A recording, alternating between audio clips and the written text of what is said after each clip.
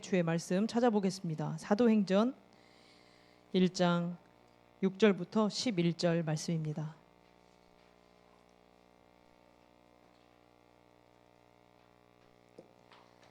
사도행전 1장 6절부터 11절 말씀 교독하겠습니다.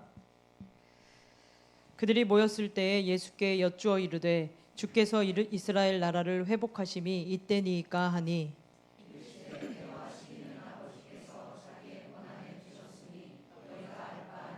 오직 성령이 너희에게 임하시면 너희가 권능을 받고 예루살렘과 온 유대와 사마리아와 땅끝까지 이르러 내 증인이 되리라 하시니라.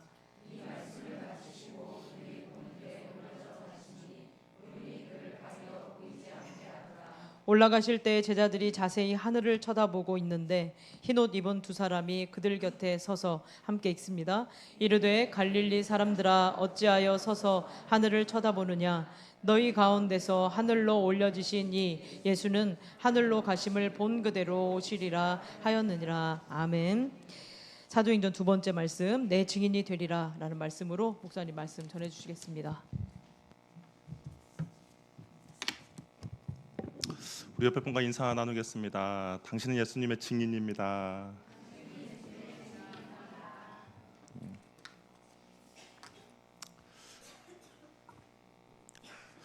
계속해서 사도행전 말씀을 나누고 있는데요.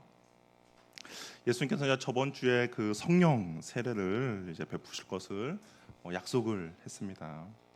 우리는 이 의미가 어떤 의미인지 알고 있죠. 성령 세례가 어떤 의미인지 알고 있는데 근데 아직 제자들은 이 의미를 정확하게 이해를 하지 못하고 있어요. 그래서 그들의 관심은 여전히 과연 우리가 로마의 통치로부터 언제 해방될 것인가에 대한 이제 관심을 계속 갖고 있습니다. 그러니까 성령 강림의 그 시간이 아마 이스라엘의 해방의 시기로 이들은 이해를 하고 있었어요.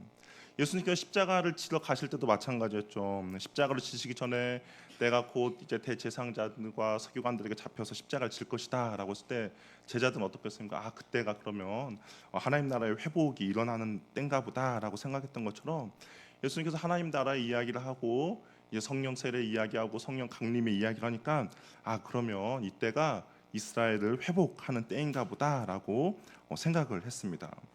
이번에도 성령 강림의 때에 하나님의 나라가 임하시면 과연 우리 이스라엘은 어떻게 회복될 것인가, 언제 회복될 것인가를 이제 물은 것이죠. 근데 우리가 아무리 좋은 말씀을 들어도 그런 것 같아요. 내가 가지고 있는 생각과 어떤 틀을 깨버리지 않으면 선입견을 버리지 않으면 잘못된 해석을 하게 된다라는 겁니다. 그렇기 때문에 우리는 항상 예배 앞에서 말씀 앞에서 나의 고집과 나의 선입관과 나의 욕심을 우리는 꺾어 버려야 한다라는 것이죠. 하나님의 말씀 앞에 그런 것도 꺾는 시간들이 바로 예배의 시간이요 말씀의 묵상의 시간이다라는 겁니다. 근데 제자들은 아직까지 그 자신의 선입견들과 자신의 생각들을 꺾지 못했습니다. 그래서 예수님께 또 물어보는 것이죠. 이스라엘 회복이 어느 때까지입니까? 자신들의 생각이 가지고 자신들이 듣고 싶은 것만 그리고 자신들이 듣기 좋은 대로만 해석을 했던 것입니다. 우리가 보니까 6절에 보니까 제자들이 주께 이르되 이스라엘 회복하심이 이때입니까라고 물었어요. 근데 이 물었다라는 것이 우리가 보니까 뭐 한 번만 이렇게 물은 것처럼 되어 있는데 근데 이 시제를 보니까 한 번만 물은 것이 아니라 계속적으로 물었다라는 겁니다. 아마 제자들이 지금 11명의 제자들이 있으니까 11번 정도 물었던 것 같아요. 제자가 돌아가면서 이스라엘 회복이 언제입니까? 또 옆에 있는 제자들이 이스라엘 회복이 언제입니까? 계속 물었던 것이죠. 이들의 관심은 여전히 현실적인 문제에 집중되어 있습니다. 그래서 제자들에게 이런 현실적인 문제를 벗어나기 위해서 이 생각과 가치관들을 변화시켜주기 위해서 성령님이 꼭 필요했던 것이죠. 성령님을 통해서 그들이 들었던 말씀들 그리고 그것들이 깨닫게 되는 그런 역사가 일어나기 때문에 이들에게 지금 반드시 필요한 것은 바로 성령의 강림이라는 겁니다. 그러자 예수님께서 뭐라고 말합니까? 우리 7절 말씀 우리 같이 한번 읽어보도록 할게요. 7절 읽어보겠습니다. 시작.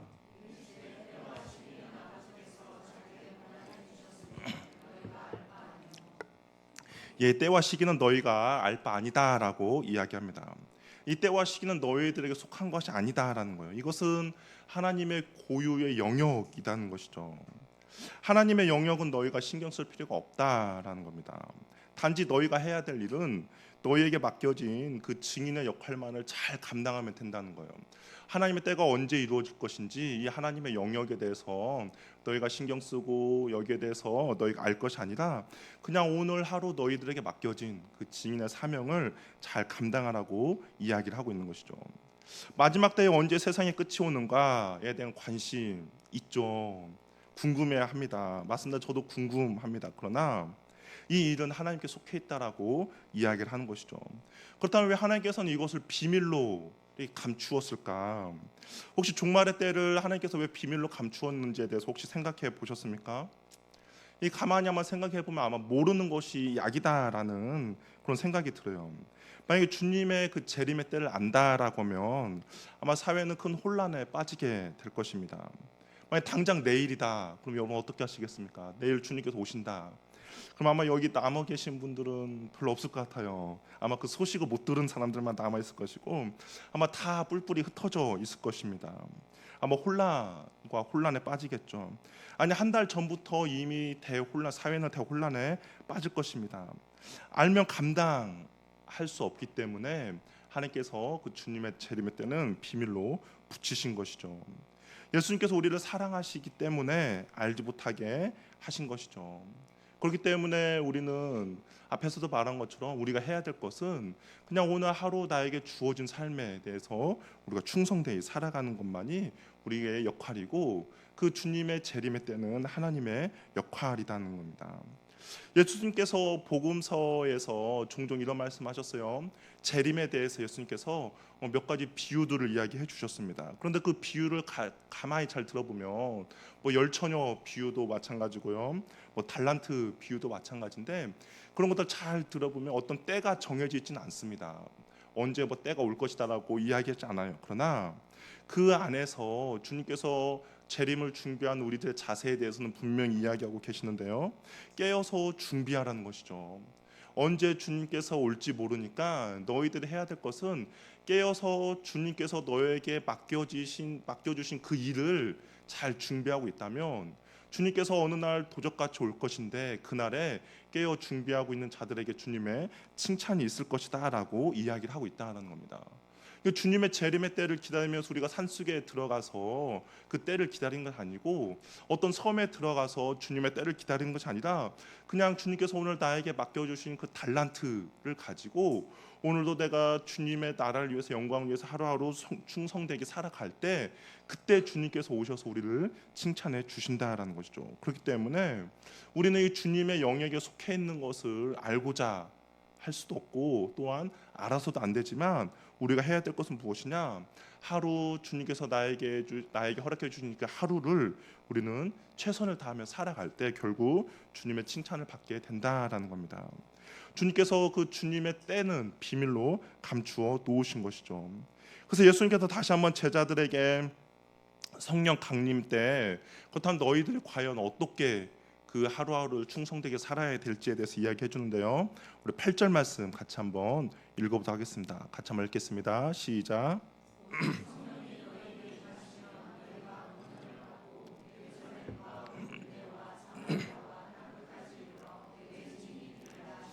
예, 결국에 성령이 임하시는데 그러면 너희가 권능을 받게 될 것이다. 그러면 무엇입니까? 내 증인이 되라고 이야기를 하는 것이죠. 성령이 임하시면 권능을 받습니다. 이 권능이라는 단어가 두나미스인데요. 아마 들어보셨을 때도 있는데 이것이 다이너마이트의 그런 단어의 어근이 됩니다. 어떤 폭발 같은 그런 능력이 임하게 되는 것이죠. 상상을 초월하는 능력입니다. 모든 옛 것들이 순식간에 사라져 버리는 정말 새로운 활력의 역사가 나타나는 것이죠.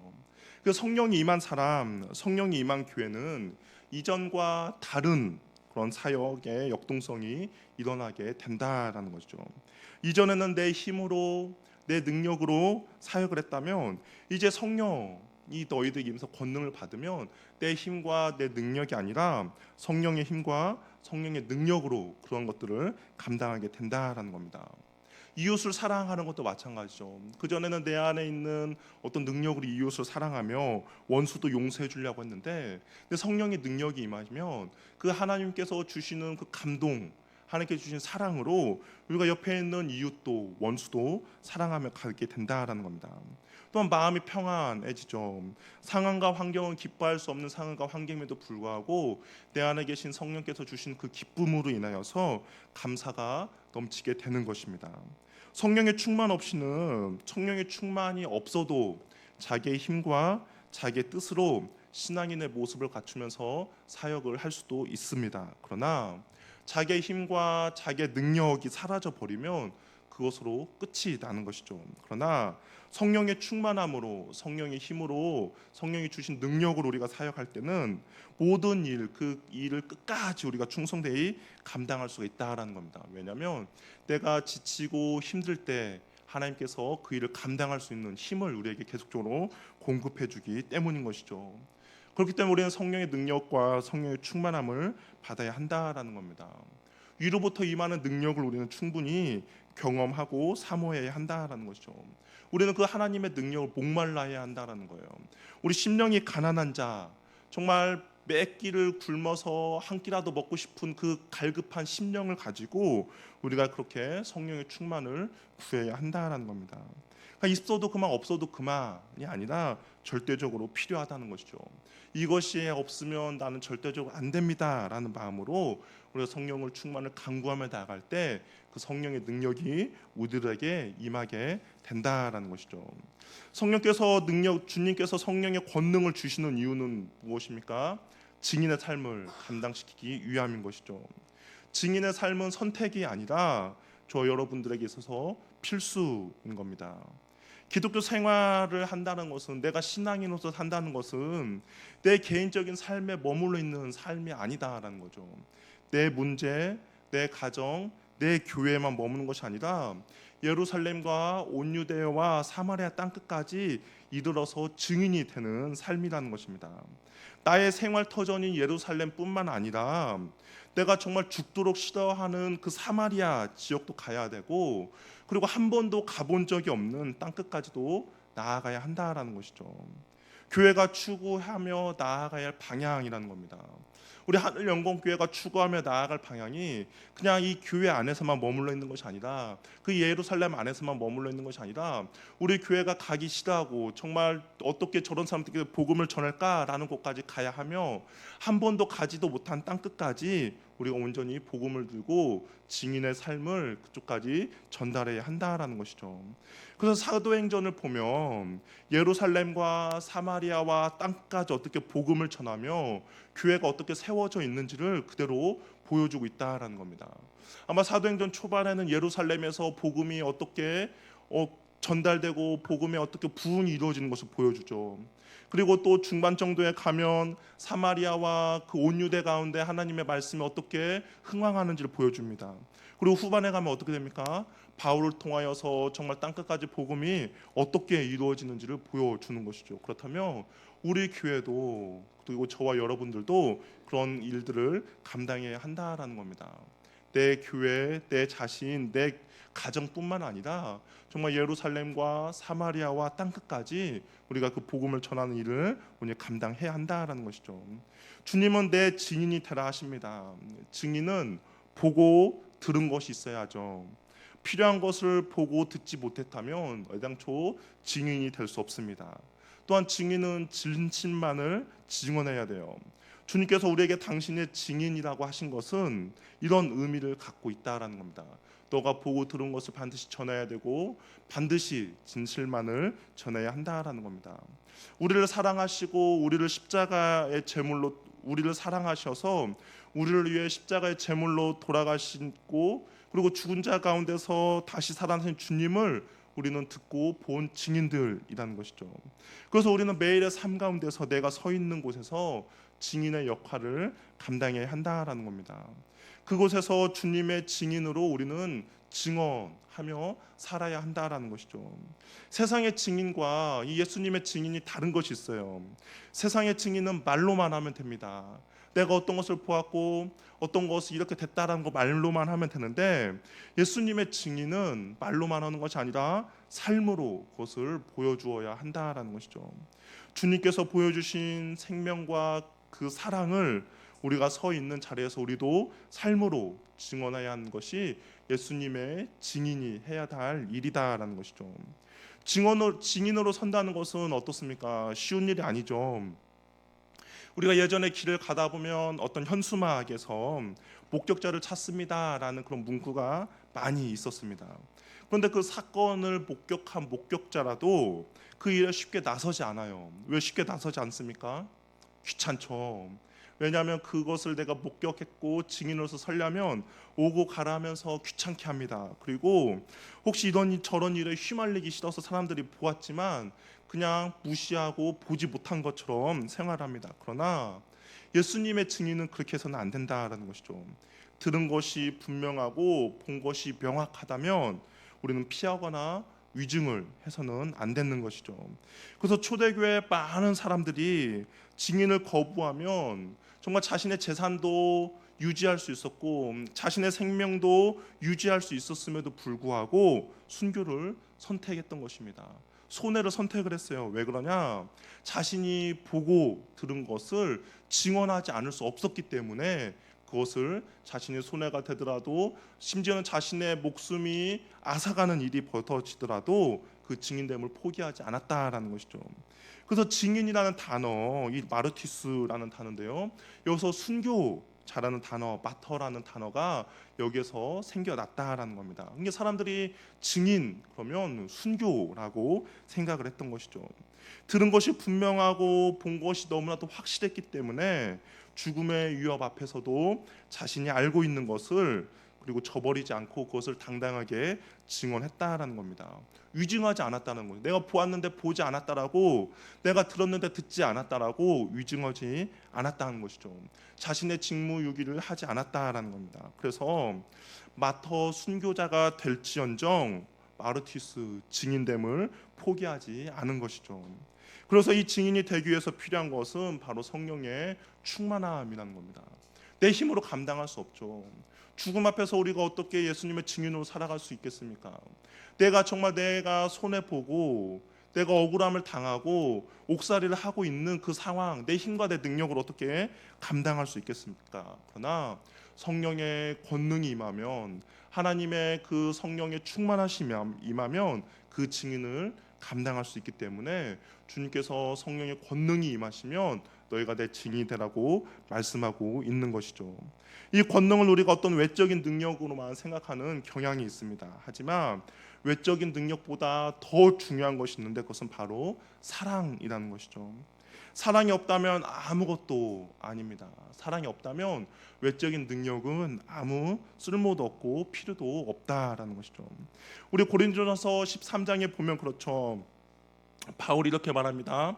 방언과 천사의 말과 예언하는 능력이 있더라도, 모든 비밀과 모든 지식과 산을 옮길 만한 능력이 있더라도 증인이 될 수 없다라는 거죠. 왜 그렇습니까? 사랑이 없으면 아무것도 없기 때문이라고, 아무것도 쓸모 없다라고 이야기를 하고 있습니다.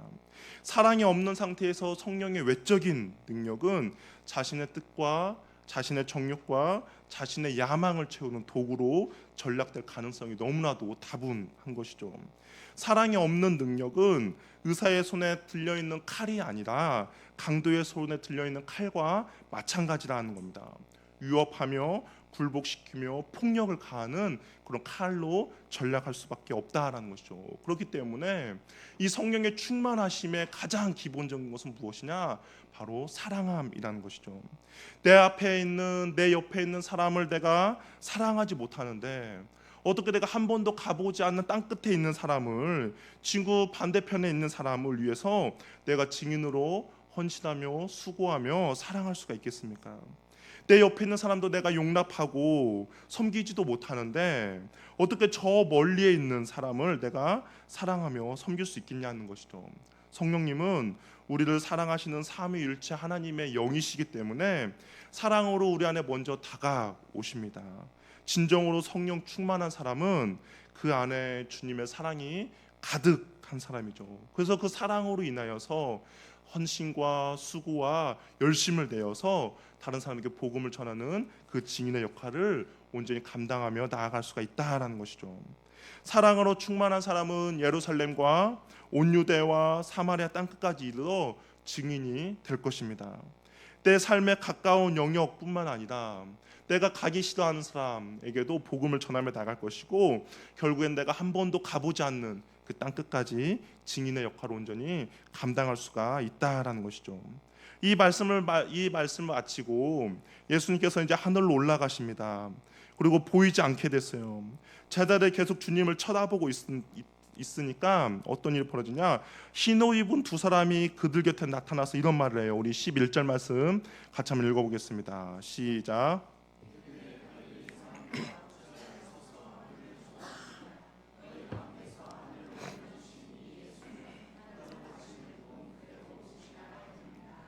어찌하여 서서 하늘을 쳐다보느냐, 이 말은 하늘만 이제 쳐다보지 말고 현실로 돌아가라는 말입니다.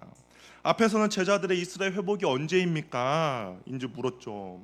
이게 너희는 왜 현실적인 거면 머물러 있느냐라고 책망했다면, 이번에 왜 하늘만 쳐다보느냐라고 이야기를 하는 것이죠. 한쪽에서는 땅의 것만 관심이 있었고, 또 다른 한쪽에서는 하늘의 것만 관심을 갖고 있는 모습입니다.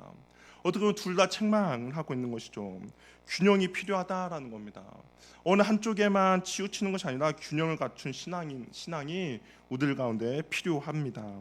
신대원을 다닐 때 극단적인 세 부류의 사람들이 있었어요. 첫 번째는 영파입니다. 기도만 하는 전도사님들이에요. 또한 두 번째는 학구파입니다. 공부만 하는 전도사님들이고요. 세 번째는 운동파입니다. 운동만 합니다. 운동파 전도사님들은 비가 오나 눈이 오나 꽃이 피나 낙엽이 지나 운동만 해요. 그래서 항상 체력이 너무나 좋습니다. 영파 전도사님들은 시험 기간에도 기도만 합니다. 하나님이 도와주실 거야, 하늘만 쳐다보는 것이죠. 그러면 시험 결과는 어떻게 됐겠습니까? 공부하지 않았는데 성령님이 역사하지 않는 것이죠. 시험 기간에도 기도도 해야 되지만, 그러나 공부해야 좋은 성적을 받을 수 있는 것이죠. 학구파 전도사님들은 공부만 합니다. 일상의 생활에서도 학구파 전도사님들은 해야 할 일은 기도를 해야 하는데 그냥 공부만 하는 것이죠. 이분들은 어찌 보면 땅만 쳐다보고 있는 것이죠. 그러면 어떻게 됩니까? 가슴이 차가워지고 냉랭해지고, 학문과 공부로 인하여서 심령이 메말라지고 따뜻한 가슴을 유지할 수가 없게 되는 것이죠. 서로 조화를 이루지 못하면 건강한 신앙생활을 하지 못하게 되는 것입니다. 너무 현실을 따지는 것도 문제일 수도 있겠지만, 현실을 외면한 채 하늘만 쳐다보는 것도 문제가 되기에 이 두 천사들이 어찌하여 하늘만 쳐다보느냐, 일상의 현실로 돌아가라고 이야기를 하고 있는 것이죠. 주님께서 다시 오실 것을 말씀하십니다. 어떻습니까? 주님의 다시 오심을 여러분들 확신을 갖고 있습니까? 2000년이 지났어요. 2000년이 지났는데도 주님이 아직 멀리 지금 당장 오실 것 같다라는 생각은 들지 않습니다. 그럼에도 불구하고 우리는 이 말씀을 믿죠. 주님께서 다시 오신다는 것을 믿습니다. 그런데 우리가 이 말씀을 통해서도 주님께서 정말 다시 오시는구나라는 하나님의 약속과 확증이 여기에 담겨 있다라는 것입니다. 왜 그러냐? 예수님이 부활하실 때 천사들이 부활의 소식을 전해 주었어요. 그렇죠? 근데 그때도 천사들이 부활의 소식을 전해 주었을 때 어떤 천사들이 부활의 소식을 전해 주었느냐? 우리 누가복음 24장 4절 말씀 같이 한번 읽어보도록 하겠습니다. 같이 한번 읽겠습니다. 시작.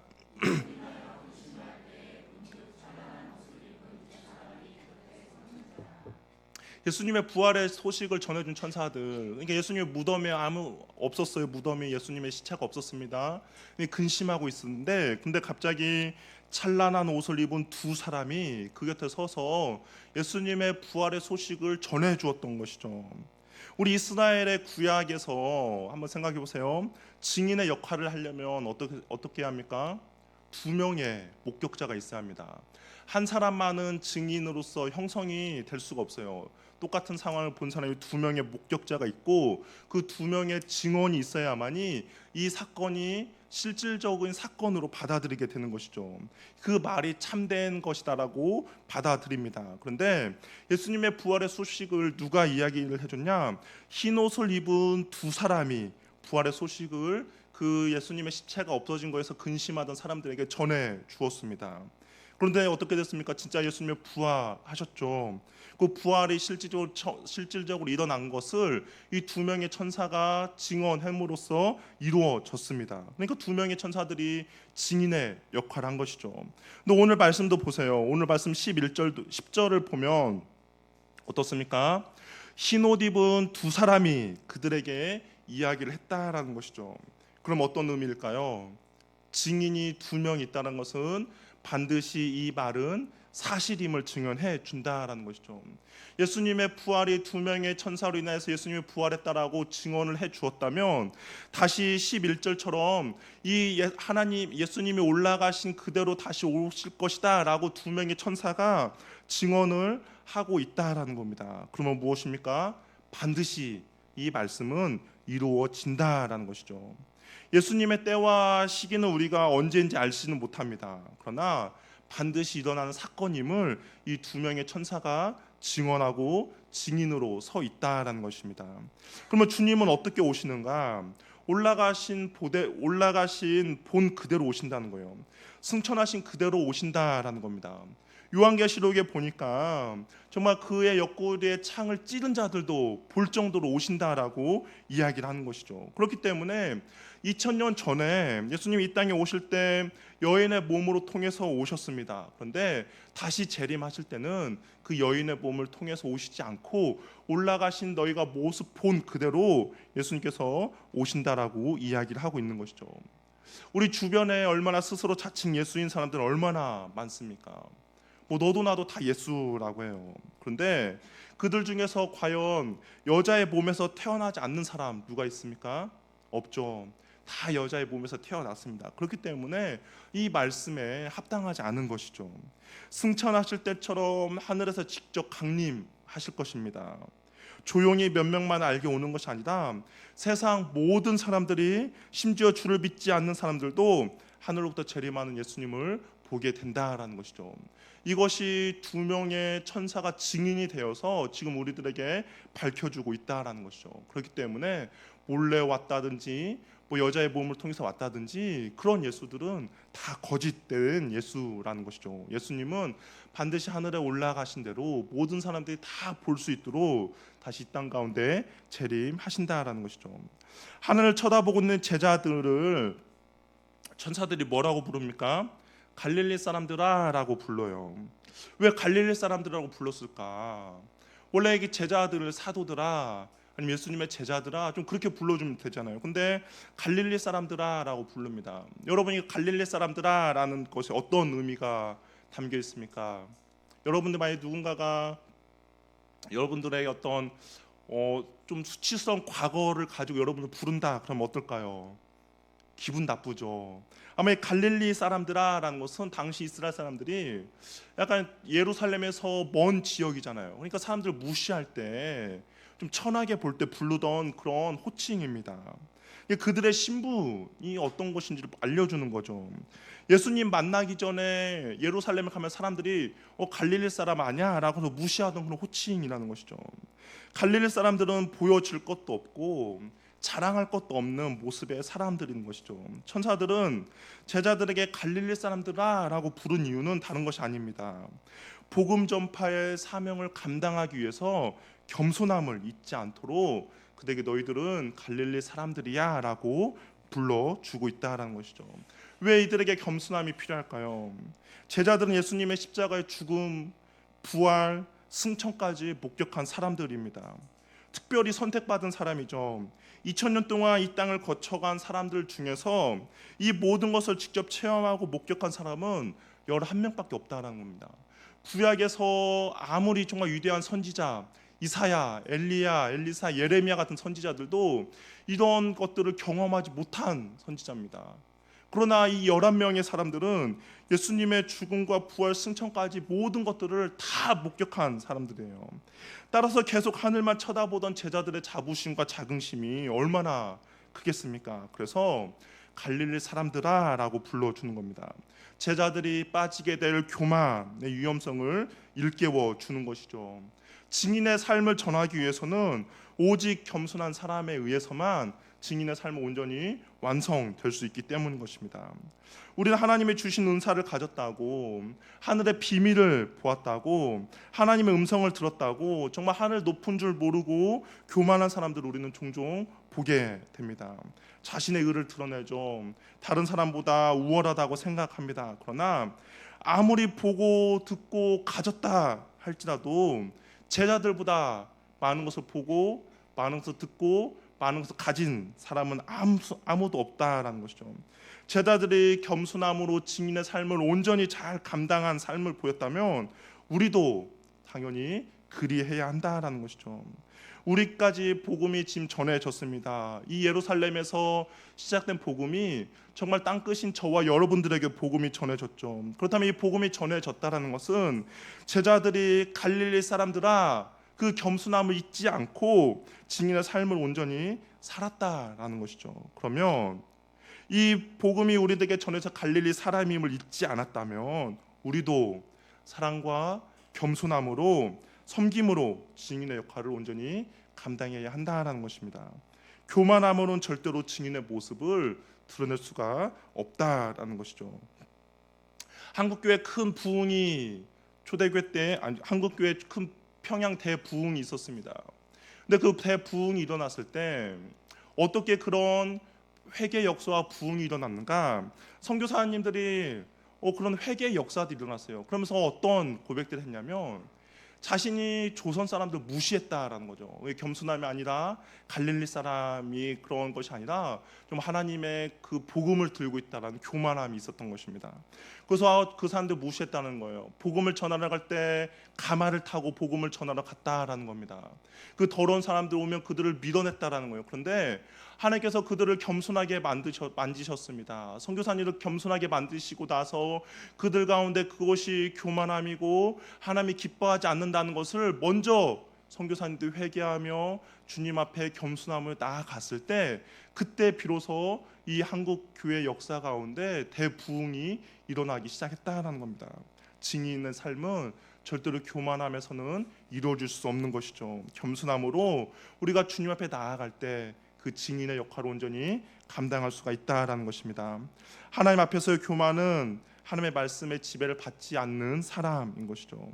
하나님의 말씀의 지배를 받지 않는 사람은 하나님을 무시하고 하나님 없인 여기는 그런 사람의 모습이라는 것입니다.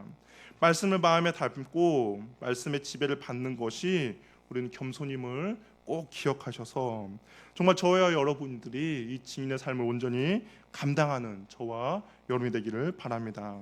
하늘을 쳐다보고 우두커니 서 있는 것이 아니라 깨어 있어서 주님께서 오늘 나에게 맡겨주신 그 하루의 삶을 정말 주님 앞에 충성히 그리고 충성되이 우리가 나아갈 때 하나님께서 언제 오실지 모르겠지만 우리의 그 삶을 보면서 우리를 칭찬해 주신다라는 것이죠.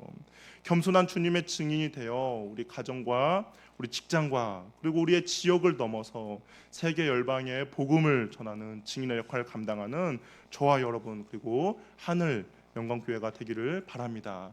그 일을 감당하기 위해서 우리 성령의 충만함을 간구하고 그리고 성령의 충만함에 그 사랑을 힘입어서 겸손히 증인의 삶을 감당하는 저와 여러분이 되기를 바랍니다. 우리